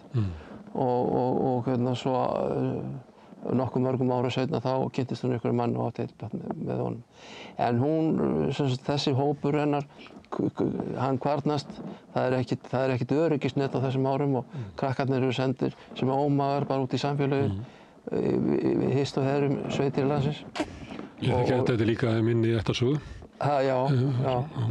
Og hérna, en svo móðir mín, hún á mig þarna mjög ung og hún á hvergi neitt fastan samastað og hérna er í Baxi og amma og hennar maður seinni taka mig að sér. En þá er amma orðin og þetta er orðið þreytt sko samfélag þarna þetta heimili bara fyrir þessa ágjöf sem og sásauka sem búið var að ríða þarna yfir. Þannig að ég er svona einhver afgangsstærð og bara mér er gefið að éta sko. En svo þegar 8 ára gamall þá fer ég austur í Vopnafjörð og þá hitti ég þar sko 12 manna fjölskyldu, allt orðið fullorðið fólk. Já, og það tekur mér alveg opnum örmum. Ég er náttúrulega dálítið skrítinn af einhverjum sérkennum sem ég var búinn að tileinka mér af því að ég lifði dálítið frjálsu lífi. En það er sem sagt, mér var kennt og það var haldið utan um mig og það var talað við mig. Sem ekki var það sem... Já, það var nefnilega svona svolítið munur þar á. Ég hef spurt fólk hérna hvort það hafi verið upplifað að það hafi verið elskað þegar það var barn. Já. Þú ert elskaður í Vopnafirði en ekki... Já, ég fann fyrir því sko. Og það var svona, manni var kendur svona ægi og ráðdeildarsemi og bara á lífið og tilveruna og ég drakk þetta allt í mig og tel mig alltaf sko hafa orðið miklu betri mann og sennilega algjörlega ósjálfbjarga ef ég ekki fengið þetta veganesti sem ég fekk þarna. En heimili hjá ömmuðinni og manninum hennar, að það var svona dapurt. Já, sko það var reglusemi þar og það var reglusemi í Vopnafirði og ég get ekki álasa einum en einum en bara þú veist tilfinningar voru kannski svolítið blendnar eftir þetta streð sem búið var að ganga á undan. Þá var ég ekki en krakki þarna í hópinn. Og þeir eru ekki liðið vel? Nei, ég er nú eiginlega að viðurkenna það og hef oft hugsað út að sko, leið mér vel krakki? Nei, mér leið ekki nógu vel. Og af hverju, ég veit það ekki. Það fannst það eins og mamma þín hafi skilið eftir? Nei, já, ég hef aldrei ásakað hana fyrir það. Alls ekki. Hún var í sínu Baxi annars staðar búin að stofna heimili og ég var gestur hjá henni svona, það var okkur helgi svona yfir veturinn. En nei, ég hef ekkert í rauninni verið að gera eitt eða neitt upp. En ég hef aftur á móti svona haldið því til haga að ég naut vinalegs viðmóts hjá fólkinu í Vopnafirðinu. En maður kannski ekki að gera þetta upp svona til þess að finna einhverja sök, en hins vegar maður oft með þessar tilfinningar að hafa verið skilin eftir, að hafa ekki verið velkominn og svo rennur allt upp fyrir þegar maður er svona gamall eins og við, að það hefur mótað manna einhver leiti dagana hvernig Sko, menn eru alltaf að tókast á skoðanir hvað þetta víkur við. Að það er til mig sagt mjög mikilvægt að börn ælist upp í ást, ríki og utanumhald og væntumþykju og það sé ríkulega gefið af því og ef ekki þá sé fjandinn laus. Maður veit það ekki en þetta er svona fræðileg kenning. En þetta á ekki við þig, það er eiginlega engi sem bara ábyrgð á uppeldiðinu. Þú talar eins og þú hefur verið svona bara fengið að borða hjá ömmunni. Já, hún alltaf. Hún var ágætt við mig sko alltaf. Ég bara En hún gaf þér ekki ást eða tilfinningu fyrir að vera velkomin? Það var svona urgur í mér sko. Ég var einhvern veginn baldinn krakki. Það passar ekki við hvernig ég hef kynnst þér. Nei, ég þakka það til með stölminnir á Hrafsstöðum. Þar var maður manns gaman og þar var svona, menn voru, það var aldrei neitt annað heldur en bara ljúfmennska og lífið rætt að yfirvegun. Já. Og ég viss það að við myndum fara saman niður á Ljósveitasafn og labba sýninguna. Já. Að þú myndir tala vel alla sem eru á myndunum. Ég held ég hef aldrei heyrt þig segja styggðar orð nokkurn mann. Já, ég held ég hef nú eiginlega tamið mér það. Alla tíð. Mér finnst ég ekkert að hafa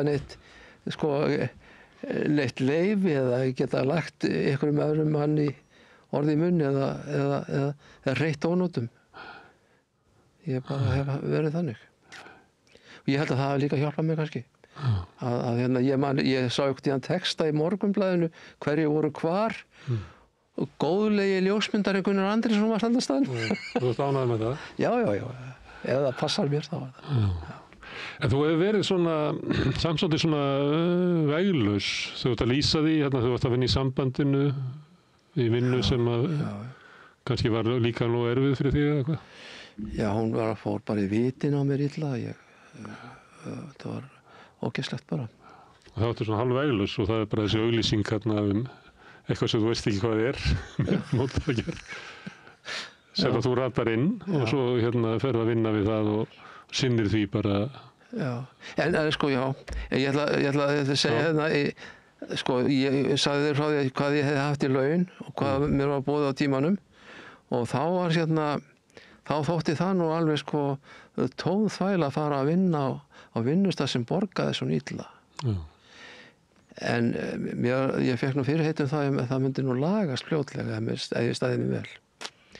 Það munaði þarna einhverjum 4.000 eða 5.000 á mánuði og þá var nú hver 1.000 kall dýrmættari heldur í dag. En ég var alveg einbeittur, þangað vil ég fara á tíman, þó ég með illa borgað. Það kemur bara seinna. Og ég tók mína ákvörðun það sjálfur. Og lét ekkert ráskast með það. Þú lýst þér á svona 8 ára sem svona í einhverju svona bældin og í uppreisn einhverjus. Þegar maður er kannski, svona 12 ára, þá veit maður að maður er munu fullorðnast. Og þá kannski svona hugmyndur hvað maður ætlar að verða. Manstu það? Hvað 12 ára Gunni vildi verða? Já, sko, ég skrifaði einu sinni ritgerð í skóla sem var þessi spurning, hvað ætlar að verða? Og þá sagði ég, já, það er pabbi minn er bílstjóri og það er allir einhvern veginn að keyra bíla í kringum mig, allir maður verði ekki bara bílstjóri. En það ákvað ég að gera ekki þegar ég fór að spekulera í lífinu. Vildu ekki verða eins og... Nei. Í rauninni dapurt verkefni, en nauðsynlegt sko. Kanntu að segja mig frá pabba þínum? Já, hann heitir Andrés Valberg, hét, og var alveg hörkuduglegur maður og hann var hagmæltur mjög og gaf út nokkra bækur með sínum kveðskap og svona harður af sér en við áttum ekki gott skap saman. Hann var mikill fyrir sér og en við náðum saman og ég kynntist honum eiginlega ekkert fyrir ég var orðinn bara milli 20 og 30 eftir ég stofnaði mitt heimili. Hann sinnti litlum föðurskyldum. Já, hann var mjög naumt skammtað þar. Já. En hann eftirminnilegur og mér hefur alltaf þótt svona dálítið til hans koma bara fyrir það hvað hann var duglegur og hugkvæmur svona. Hefur eitthvað frá honum? Ég veit það ekki. Ég er ekki kvæðamaður. En móður þín, viltu segja mér henni? Já, Vilborg Jóhannsdóttir, hún var verkakona og átti 4 börn og bjó í Hafnarfirði og hún deyr 69 ára gömul, þá var orðin alveg sjöldlífdaga. Allt var þetta reglusamt fólk og það finnst mér nú alltaf svona mannskostur. Já. Það er allavega gott að vera laus við óregluna. Já. Þegar maður er barn og... Já. Það hefur ekki herjað að mig hljóðni. Nema ég datt alltaf svolítið í það þegar maður var ungur maður. Ég geti rifjað upp svoleiðis sögur. Já, ég held að allir geti gert það. Herðu, en þú hefur búin að vera vitni af mörgum svona atburðum. Ég sá hana, ég var að fletta það sem að ljósveitarsamtökin var að gefa út í sambandi við kvenna baráttuna. Já. Það er þess mynd þar sem að þú ert upp á svölunum með Vigdísi. Já. Manstu þetta þeim degi? Já. Sko, þannig var að ég kynnist Vigdísi í kosningabaráttu 1980. Þá fengum við það verkefni, ég og ungur blaðamaður sem heitir Páll Magnússon, sem síðar var útvarpsstjóri, þá á Vísi, að velja okkur einhvern einn dag með hverjum frambjóðanda út á landi. Og við vorum búin að fara þarna með Alberti Austfirðina og svo fórum við með Vigdísi á Snæfellsnesið og þannig átt að hún kom lent á flugvelli minnum á Rifi og það átti ykkur maður að koma að taka mótinni þar. Hann kom ekki, þannig að við, Páll Magnússon, við tókum það bara að okkur að keyra hana Snæfellsnesi og á þá staði sem hún vildi fara á. Þannig að við kynnust Vigdísi þarna á þessum degi svolítið. Og við vorum til dæmis áður en við hittum Vigdísi, þá vorum við eitthvað búin að tala um það að við myndum nú nota þetta tækifæri að kynnast þessu fólki til þess að ákveða það hvað við myndum kjósa. Og eftir þennan dag þá ákvað ég það við Pál og Páll líka að Vigdís væri okkar kandidat. Og við höfum okkur lítið svo vel á alla hennar takta og framkomin þarna á nesinu. Nema Páll beygði svo af þegar pabbi hans fór að taka að sér að vera kosningastjóri Guðmundar Thorsteinssonar í Vestmannaeyjum og var náttúrulega handbendi, fór að fylgja pabba sínum þar. Þannig að ég var sigurvegari þessu. En þetta er skemmtilegu tími, mjög Vigdísartíminn, því að pressan var allt svo upptekin af henni í hvað það eina sem hún gerði. Og það hefur engin íslensku þjóð hefur ekki fengið mikið fylgdarlið frá fjölmiðlum og Vigdís. Og margir tala svipað þú ert að gera með svona viðkynninguna við hana. Já. Þessi eftirminnileg. Já. Og svona mikill sjarmur og skemmtileg manneskja. Já. Alveg geislað af henni góð mennskan en hún fekk svona jákvæða umfjöllun sem að kannski síðasti forseti sem að fær svona heilt yfir jákvæða umfjöllun. Það er Ólafur Ragnar kemur eftir sem að fengið svona fjölbreytilegri umfjöllun. Já. Og einhver leyti pressan svona varðana. Það birtist aldrei myndir af henni reykja til dæmis.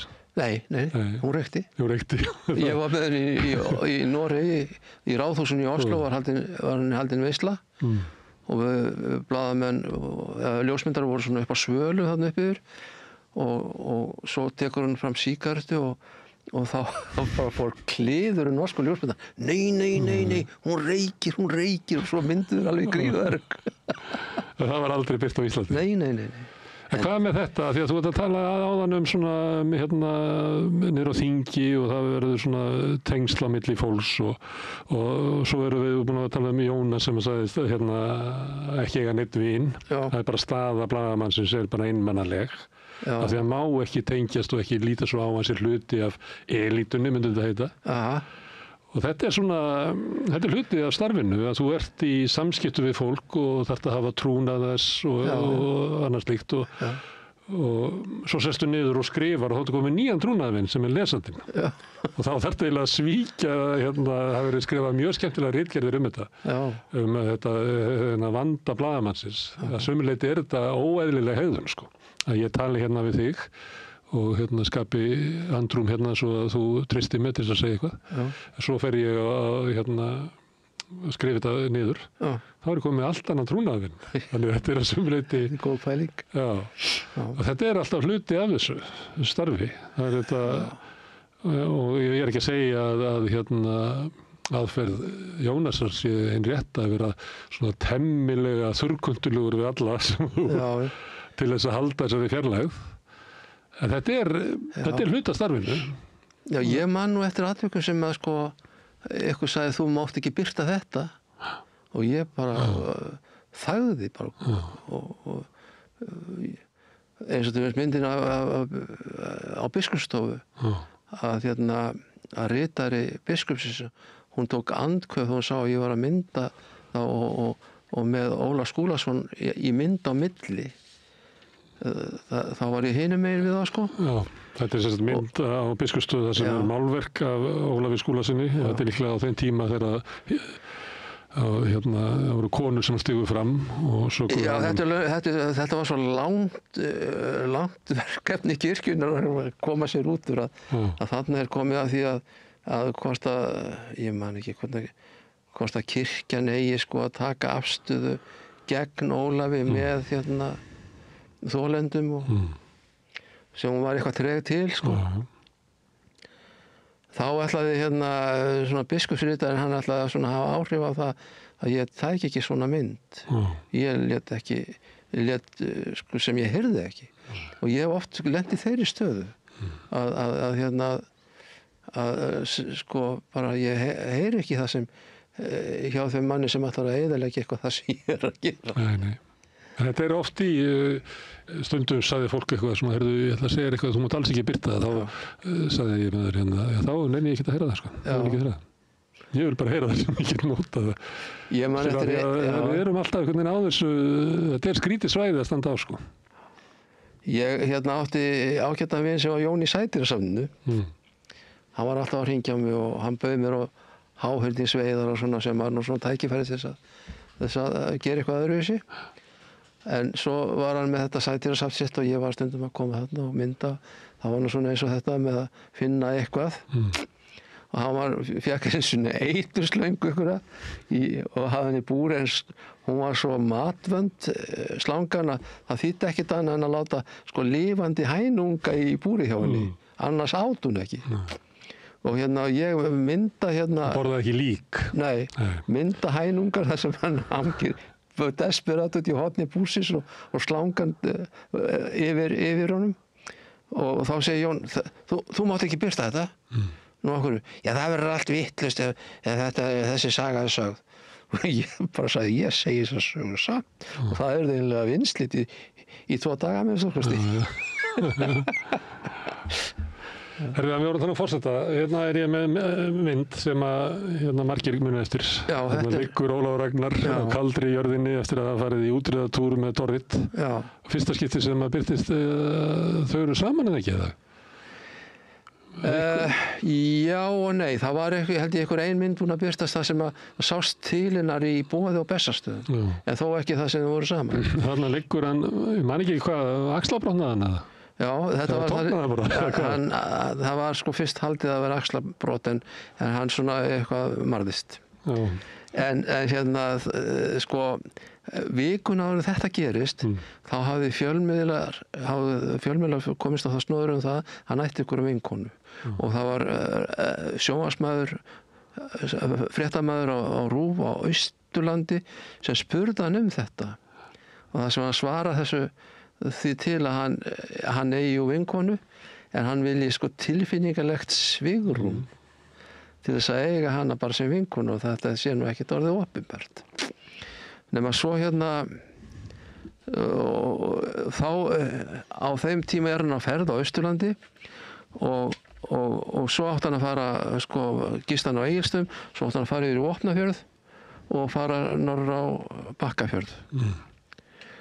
Og hérna, þannig á morgunfundinum þá segir Jónas Kristjánsson, við verðum að fá staðfesti hvað þessi kona segir. Og þá biður Jónas Haraldsson mér þegar sem segir, leggur fyrir mörðum sem höfðkunni, getur þú ekki farið austur í Vopnafjörð og látið hann bara segja okkur þetta? Og bara leiður hann tala um sigurbandi. Það var svona einhver... Senda þig að eina. Já, þetta var einhver hugmynd það að ég geti af því að við erum náttúrulega gamlir vinnufélagar af tímanum og kunningsskapur ágætur. Að hérna, ég bara tek þessu eins og verkefni og fer austur og ég fekk bara það sama út úr honum hann hafði sagt í sjónvarpinu en sko ég var gatt státa af því að það væri með þessa frétt staðfesta frá honum að hann ætti vinkonu og svona og þetta einhvern tíðan, þetta svona 5. degi, 1. degi og 3. degi eftir þetta ferðalag mitt á Vopnafjörð þá hringir hann í mig og segir, ég ætla að bjóða vinkonum minn í útreiðatúr. Það einhver fyrrverandi eiginmaðurinn að tala það, ég sé bara einhver sveitaluppi og hún vilja ekkert með mig hafa. Og hlóum við eitthvað að þessu og ég ætla að bjóða henni í útreiðatúr, ég ætla að fara upp á Leirubakka á morgun og hérna, og það væri bara gaman að kemur og myndaður okkur með íslenska hestinn og fjöllin í bakgrunn. Ekki til í það. Og þetta bara segi ég svona því að við erum gamli vinnir. Þetta ekki embætti sem kallar eftir þessum verkum. Jú, alveg sjálfsagt og svo finna drýjum ég. Svo segir hann, þú lætur þetta ekki spyrjast. Nei, nema hvað ég sagði Jónasi Haraldssoni, ég sannlega með helviti góða fossið á morgun. Og ekkert meira það. Og hérna, svo brunnaði ég austur og ég var með hesta þessum tíma og og þau eru konar Leirubakka og ég gengi stofu þar sem þau eru og ég bara reiðst gallanum mínum, ég reiðst skálumum og ég segi, mér langar til þess að fara í útreiðatúri með ykkur. Já, það er allt í lagi, sagði Ólafur, kannt þú eitthvað hestum? Já, ég er með hesta. Já, svo er það bara fengið og þannig að ef ég hefði bara verið ykkur blaðamaður eða blaðaljósmyndari sem hefði bara komið þarna til þess að gera þau verk að mynda sko þau bara í stóðréttinni þarna og haldið væri ferðalagið, þá hefði þessi mynd aldrei verið tekin. Hann fellur að baki. Já. Og að því varst að tala með Steingrím og Gunnar Thor. Já. Það eru tveir eiginlega sem eru að búa til myndirnar stundum. Það er viðfangið sem að sér eitthvað að hann vill fá þessa mynd. Já. Heldur hann hafi legið svona á kaldri jörðinni vegna þess að hann sá eitthvað að... Já. Nei, nú kemur með spurningu sem við erum aldrei dottið í því. Sko, jú, hann meiddi sig og hann var aumur. Já. Og þetta var sko, þetta er í október. Það er eiginlega búið að samkvæmt öllu þá er hestaferðum og starfi kringum hesta lokið. Já. En það eru hestar þarna á járnum og þannig að það er ákveðið að fara þessa ferð og Sveinn Eyjólfsson hann er þarna með og Haraldur í Andra og það eru stúlkur sem er búin að leggja á hestana þegar við komum sem á að nota. Það var að vísu mikil aksjón í réttinni þannig kring það sem hún stökk á bak á trippi og trippið þaut með hann út í rétt og tók vinkilbeygju við hann og hún hékk á hælnum á hestinu. Þetta var mjög dramatískt og skemmtilegt. Og hvað ég ætla að segja? Hvort að ég var að spyrja hvort að Ólafur hafði legið. Nei, já, sko. Nei, hann vissi að það verið að mynda sig. Já, nei, sko.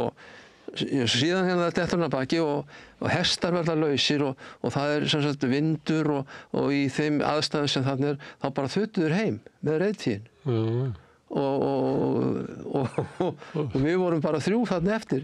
Halli og Sveit fóru upp á Leirubakka að kalla eftir hjálp og ég var með þarna niður frá og hestarnir þóttnir.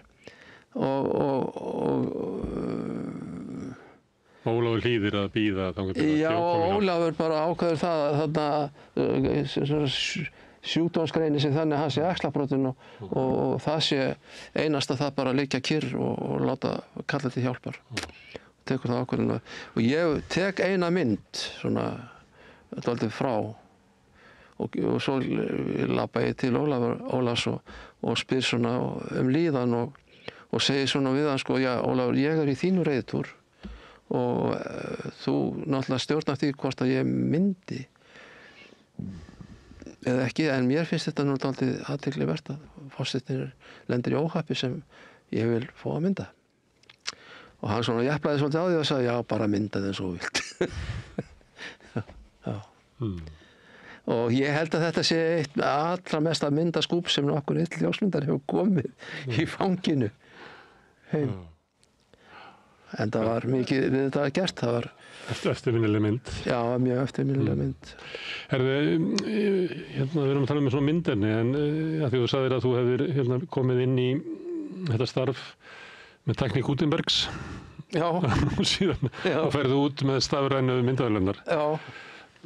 Skiptir þetta máli svona, því að þú minna fókusið þinn svolítið bara á myndefninu, en svona tæknin, skiptir þetta máli þegar liturinn kemur og þegar þetta verður digital eða var það bara fínt að vera laus við myrkraherbergið Það var náttúrulega alveg bara eins og að byrja í nýrri vinnu, sko, að fá stafræna myndavélina. Því að, sko, þegar liturinn kemur, þegar offseti kemur, þá verður svona bara alveg gleði í blaðamennsku. Myndirnar stækka og þær að verða allar læsilegar og ljósmyndarinn fær svona meiri athygli og blöðin verða bara fallegri og þú veist, tíminn hann stækkaði úr 16 í 40 síður og þetta var alveg mjög mikið stemning. Svo kemur stórt verkfall og þá hrynur þetta nú alltaf vísu, nema offseti heldur áfram og svo fer liturinn að koma og þá þarf maður að vera með litfilmu í einni vél og svarthvít í annarri og svo þarf maður að láta framkalla þessa litfilmu út í bæ og þetta verða voðalega miklu snúningar í kringum þetta alltaf.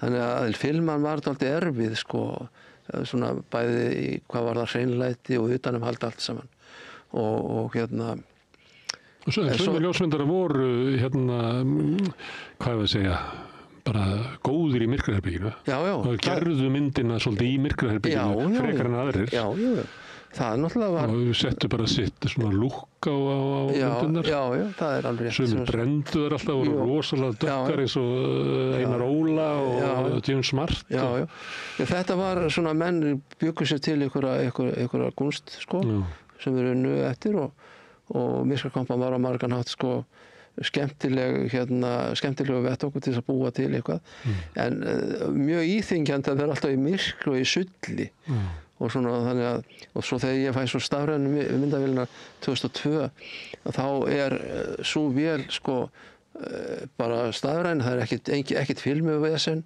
og þú getur haft þetta hvort sem það litið að svarthvítu, þú bara breytir því í vélinni eða í ferlinu, þannig að það léttist allt, sko, hvað þetta varðar. Þannig að þetta bara jákvæð breyting? Mjög jákvæð, ég snýri aldrei tilbaka og til þess að litprentun í gamla daga, sko, áður en svona eftir að offseti kom en svona í frumbensku hún var þannig að þetta litgrein út í bæ það var dýrt og það var ákvörðu bara ritstjóra hvort að mynd ætti að vera litið ekki því að það var dýrt að brenda það og svo bara kemur einhvern veginn verður heimurinn allt í einu einhvern veginn miklu auðveldari, prentvélarnar stækka og verða miklu meiri litprentun og digitali passaði mjög vel við það. Af því að þá var búið að höggva þennan part af vinnslunni að það var einhverjum menn út í bæ sem litgreindu. Nú gerðum við þetta bara í tölvunni. En ert þú bestur í að taka svona mynda á vettvangi? Er ég bestur? Bestur í því? Eða sumir lögðu mikið upp úr sko að vera góðir portréttljósmyndar og helgar viðtölum voru alltaf þeirra uppáhald. Þér fannst skemmtilegra að þú stendur á vettvang eða hvað? Ég hafði rosalega gaman að ferðalögum og að hitta fólk út á landi og vera svona með puttan á púlsinum í það sinni hvar sem það var. Og við vorum voðalega dugleg við það á DFF í Kanada að finna okkur eitthvað ferðalag. Það var sendt út á land? Já, bara sendur út á land. Það var hérna búa í Sarpin sko þegar það var víða sumrinu sko? Já. Og það, mér hafði mjög mikla skemmtun á því. En sko, mitt verkefni það snerist alltaf á því að taka mynd sem sýndi á einfaldan og skýran hátt sem sagt viðfangsefnið og massaði við fréttina. Og ég hef alltaf haldið því fram að myndin eigi að vera jafn skýr og auðlesanleg og einföld eins og fréttin á að vera vel skrifuð inn í það pláss sem við fáum til þess að hafa þetta í. Þú ert ekki hrifinn að setja eitthvað svona auka drunga eða eitthvað svona túlkun inn í? Nei, ég bara eins og koma skepnunni sko, vildi ég hafa hlutina. Koma sér bara sem fyrsta efninu fyrir lesandann? Já. Því að hann gefur okkur bara örlitla athygli og ef við náum henn ekki í upphafi þá bara flettir hann. Já, bara svo. Þetta svolítið þannig. En það var eitt sem ég hafði alltaf svolítið á svona leiðarstjafi í mínu myndum til dæmis í portrétti. Ég vildi alltaf að fólk væri með brosvipru og horfði beint í linsuna. Því að brosvipran hún kallar á það viðbragð fólk hafi sko langið til þess að vita eitthvað manneskjuna sem hefur þetta viðmót. Og að þú getur horft í augu sko lesandans eða lesandinn í augu mannsins í myndinni. Þannig að þú ert að búa til mynd sem hluti af blaði. Já. Ég sagði þetta stundu við blaðamenn sko, að það væri til tvær tegundir, það var annars vegar sko textagerðamenn sem skrifuðu bara textan, án tillit til þess hvernig þetta sko fittaði inn í blaðið og svo voru blaðamenn sem höfðu skilning á samspili myndar og þá skiptir til þess lengd á texta skiptir máli alveg sama hvað þetta er góðu texti. Við höfum ekki bara meira heldur en 35 cm þannig ef þú ætlar að skrifa sko 55 cm þá bara drepur síðuna og eyðileggur þannig færri lesana en það eins og þú veist að þá kannski bara þriðjungur af blaðamönnunum sem hafði sko þannan sans fyrir svona blaðinu sem ég veit ekki hvað að kalla það, bara listformi því að blaðið heild að þetta er mósaik sko, það er enginn að leggja til allt, þú veit að vinna þetta í einhverju félagi. Það var eitt blaðamaður sem unni með svona minnistæði fyrir það hvað hann gat skrifa knappt en skýrt og oft skemmtilega og menn lág honum á hálsi fyrir það að vera helvítis vitlýsingur að gera hlutin ekki eins og þeir vildi sko, það var Eiríkur Jóns. Hann hafði þann háttinn á að hann skrifaði fyrirsögnina fyrst. Hann gat verið bara 1,5 tíma að velta henni fyrir sér. Það var ekki fyrir henni að hún var komin og þá var mjög auðvelt að skrifa restina. Og þetta er mjög klók leið sko. Því að þetta hjálpaður í að hafa fókus í greininni og líka hafa góða fyrirsögn því það er ekki gott fyrir blaðamann að skrifa fréttina og alltaf svo að semja fyrirsögnu upp úr því.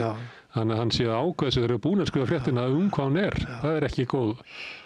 Nei, þetta er einn af þessum mönnum sem ég minnist með mikið til hlýju og skemmtun að hafa unnið með.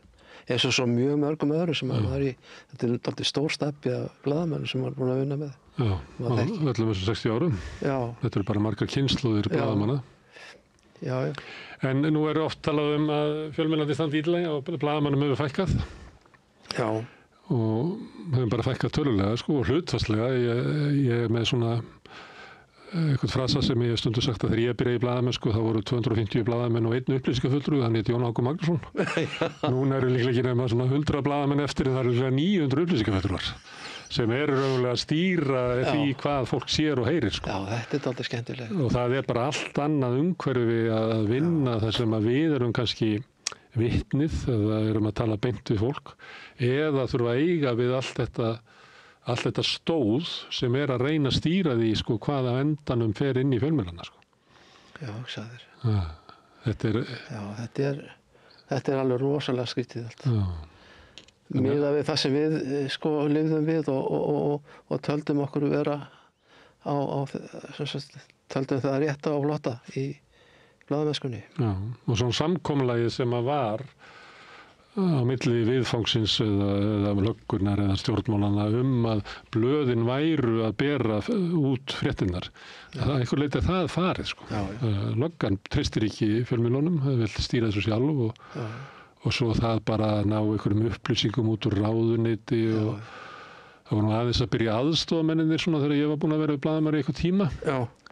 Sem voru oft ágætir heimildamenn, voru notaðir svona margætt. Já.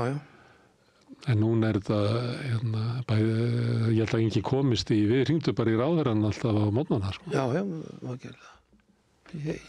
Ég hringdi stundum í ráðherra því sá myndefni. Dásamlegir drengir. Já. Gunnar Tóra sem var dálítið eftirminnilegur. Hann svona gíraði sér stundum svona niður á sko alþýðuplanið þegar maður hitt hann. Hann tók einhvern tímann með axlir mér og sagði, komdu blessaðu nafni, ertu búinn að taka marga myndir í dag? og svo þegar hann svona orðinn aldurhnýr maður, þá hitti ég það hjón. Þá kom Vala og faðmaði mig og sagði, takk fyrir allt það góða sem þú hefur gert okkur, Gunnari. Mér fannst þetta voða notalegt. Ég var náttúrulega, og það, já. Þú horfir yfir ferilinn og þegar þetta, þú myndir vilja skilja svona við þig. Að þeir sem hafa verið hitt og þú þeir sem er myndað, það væri hlýtt til þinn. Já, mér finnst það fengur í því og ég nærist svolítið á að hafa átt gott samstarf og góða viðveru í námunda við þetta fólk. Ég hef búið til svona, hugmynd held að vera auðaborðið, við erum að móta samstöðuna. Þú veist, þetta byggist oft á svona blæ og afstöðu og alls konar hlutur sem kannski stundum erfitt að festa hönd á. Þetta er ekki náttúruvísindi í blaðamennskan. Nei. Og ég segi besti mælikvarðinn er það hvort að viðmælandunum líður vel. Já. Þannig þetta er kannski svona Gunnar Vaff Andrésar speki, sko, að góð mynd ef að myndefnið upplifist ekki, sko, svikið eða. Já. Þú kannast við umræðu þætti sem eru í öldum ljósakast í dag, þar sem að verið að svona spyrillinn er að hneggja á fólk og yfirheyra það og reyna að koma því illa. Já, það er anstíkilegt eiginlega. Það er ekki, mér finnst alltaf í lagi að fólk standi fyrir máli sínu og svari greiðlega en þegar spyrillinn var sko í stöðu búkans, það er ekki gæfulegt. Gunni, takk fyrir að koma hérna við rauðaborðið á laugardagsmorgni og spjalla. Kærar þakkir. Þetta er ekki alltaf í lagi? Mjög gaman bara. Það er sakvæmt þinni og reglu og sem er nú orðið mín regla, þá er þetta gott spjall. Já, sko, ég sitt hérna aðstæðmennist þér og við vorum náttúrulega vinnufélagar í nokkuð mörgum ár og höfum alltaf haldið góðan kunningsskap og það er nú bara partur af minni líðan hérna, sko. Þannig hefur það verið og þannig á það að vera. Takk fyrir mig. Takk fyrir, þá getur næst. Er ekki alltaf? Nei, þú mátt skjóta inn og minna að sýningin er opnað bara í dag, ekki, laugardagur? Sýningin er opnað klukkan 3 á morgun. Á sunnudeginum? Nei, á laugardagur. Nei, á morgun, laugardagur. Og svo ætla ég að labba með gestum sýninguna á sunnudaginn klukkan 1:30. Já. Og ég hlakka nú bara til að sjá hvernig menn taka þessari sýningu. Mér finnst þetta merkileg sýning og það má ekki gleyma því að ef ég manni, við erum búin að tala svo mikið, ef ég nefnt að útgefendur, þeir eiga sinn þátt í þessu. Þeir eiga það að þeir kostuðu til að halda utan filmuna og myndina. Og hafðu fólki í verkum og störfum við að fæla. Já. Og annars hefði þetta ekki verið. Nei, það voru stór söfn og gott fólk sem hélt utan þetta. Já, það var Eiríkur Jónsson, hann var bókasafnsfræðingur, var með okkur í 20 ár á DFF og mjög röskur maður og hann hafði alltaf manneskju með sér líka. Já. Og ég hef líka sagt frá því að það á tímanum var líka kona sem klippti og fælaði og kom öll í rétta röð og hún hætti svo að klippa filmur á ljósmyndasafni Tímans og fór að klippa kvikmyndafilmur og fekk BAFTA-verðlaun fyrir, það var Valdís Óskarsdóttir. Þetta skiptir ofboðslega miklu máli, sko, að menn hafi séð, sko, þá kröfu standa upp á sig að þetta þyrfti að varðveita. Annars væri þessi sýning ekki sem á. Nei, já. Herðu, Gunni, takk aftur. Takk aftur. Herðu, og þetta lokin á helgispjallinu þessu sinni. Ég bara óska ykkur góðra helgar, minni á að á morgun í hádeginu verður þjóðmálaþátturinn Synir Egils, þar sem við ræðum fréttir vikunnar og pólitíkina og stöðuna, en annars segi ég bara góða helgi. Segðu það á Samstöðinni.